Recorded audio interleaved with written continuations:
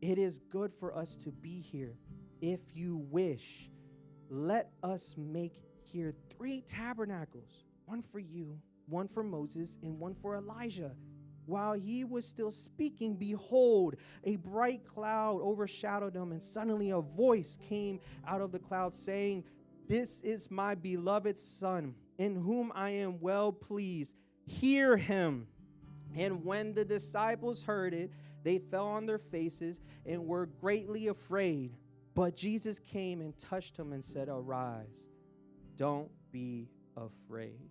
So question for everyone, who here is driven to do the best for the Lord? If it is through worship, if it is through serving, if it is through reading, who are here have that fire for the Lord?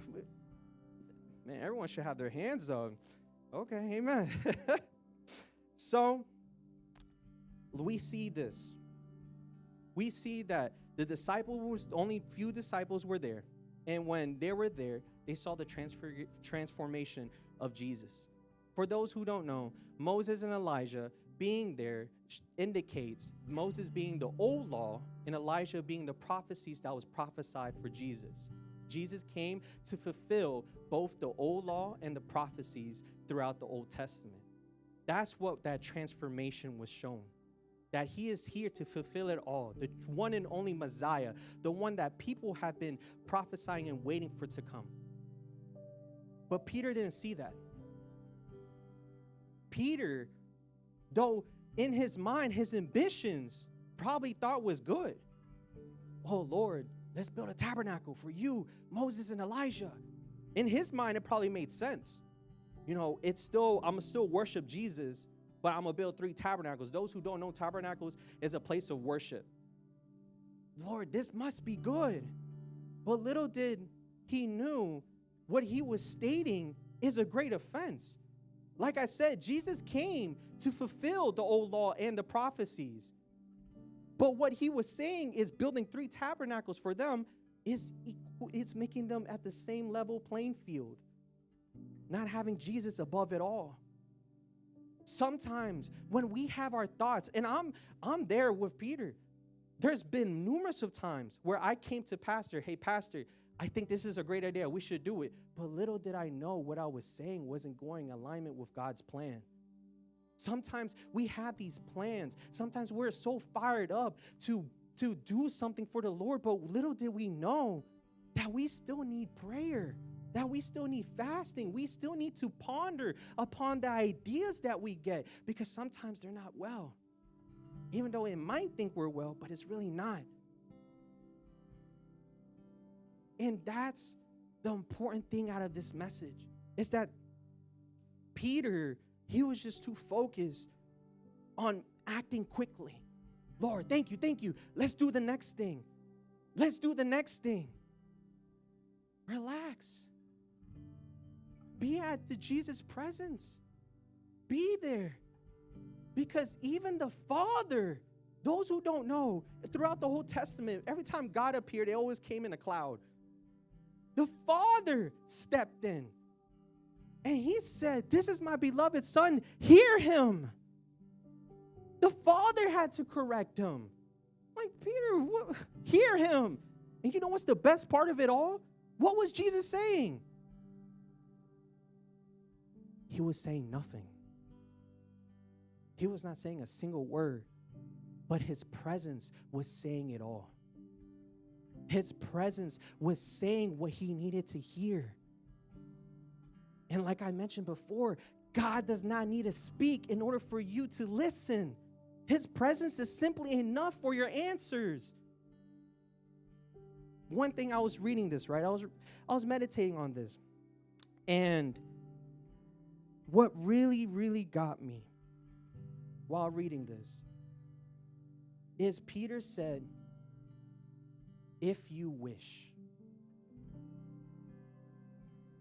If you wish. He asked for permission. He truly asked for permission. Even though this was his opinion, even though this was his idea, he still asked the Lord, if this is your will. Some of us here have a problem with saying, if this is your will. We have a problem hearing the word no. Peter came and asked, no matter his idea, he asked, if you will, let us do this plan. Some of us is so focused on what we are thinking, on what we are pondering upon. The only words that we say is I think this. I believe is this. I believe is that.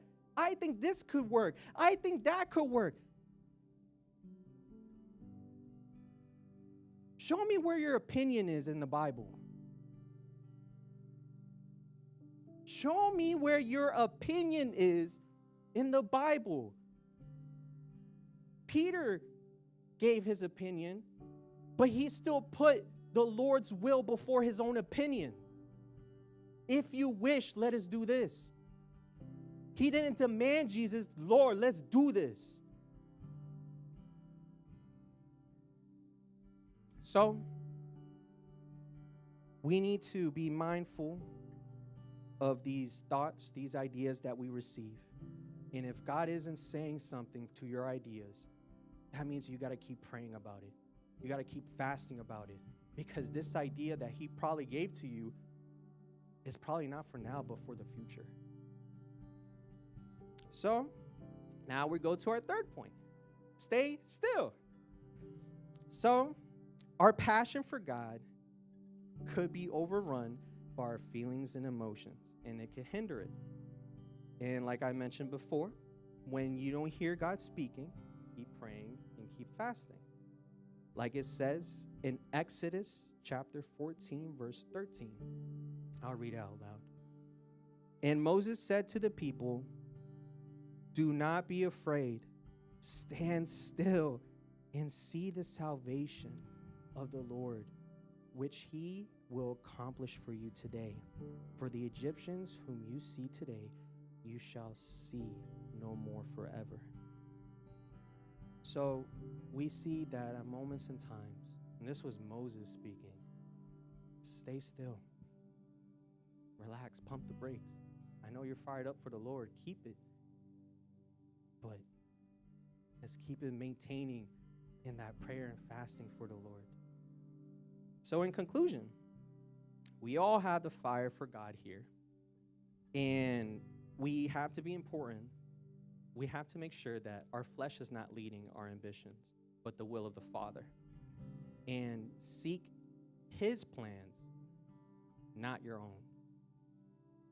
For it says in Proverbs chapter 19, verses 21, it says, there are many plans in a man's heart, nevertheless, the Lord's counsel, that will stand.